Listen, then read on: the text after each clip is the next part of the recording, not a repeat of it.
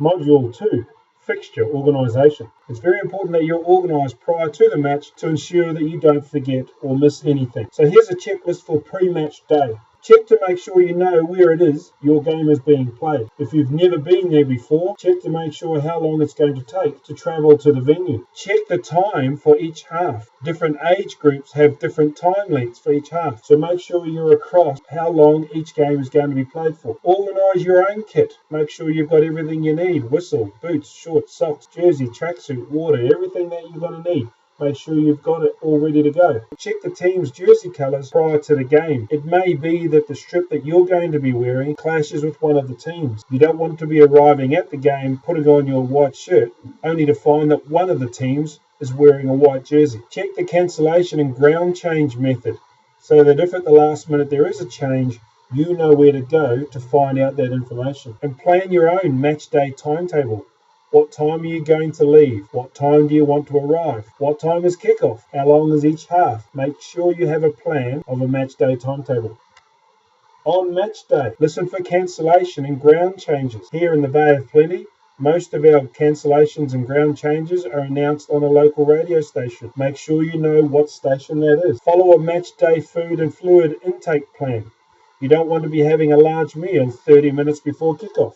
You might find yourself depositing it on the touchline. Pack your gear yourself so that you know 100% that you've got everything you're going to need. And make sure that you aim to arrive at least 45 to 60 minutes before kickoff. There's nothing worse than arriving 15 minutes before a kickoff and having to rush your preparation. At the ground. Once you've arrived at the ground, locate the field that you're going to be on, and if possible, try and identify a club or school official. Be familiar with the ground markings and flags. If you've never been to this venue before, walk around the field and check that all the fields are marked out correctly. Make sure the flags are in the right place. Every field that I went to this year, all of the flags were on the touch lines. They're supposed to be placed 1.5 metres away from the touch lines. Only the corner post and the dead ball post are on the line. Every other post is back from the line. Check the depth of in-goal areas. In some fields, the in-goal is 22 metres long. Other fields, it's only 5 metres long. You need to know how deep the in-goal area is so that if there is a kick that goes into in-goal, is it going to go dead, or is there a high probability that the ball is going to stop in goal and a possible try be scored? Check for dangerous objects on the field. Are there crowd barriers? If so, use them. Does the ground have a scoreboard or clock, and are they working? Pre-match briefing procedures. When you arrive at the ground and you've located your field, introduce yourself to the coaches and the captains. Let them know that you've arrived. When you're introducing yourself to them, organise a time to have your gear inspections and your safety procedures discussion with them. And while you're at it, confirm what time kickoff is. You'll be surprised how often the times are different between draws and the referee's appointment system. Organise a time to do the toss. Arrange for the teams to provide assistant referees and answer any pertinent questions as honestly as you can. When it comes to the toss, make sure you've got a coin to toss with. Offer the visiting team the option of tossing or calling. If both teams are home teams, then obviously the leading team gets the toss. The winning captain elects either the choice of ends or to kick off, but not both, and they have to make their election in your presence. Check with both teams with regards to the fixture start time.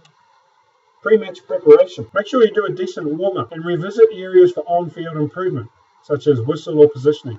Don't ever go into a game without a plan or a couple of work-ons. Always have something that you're going to be focusing on, and make sure you revisit this during your pre-match preparation.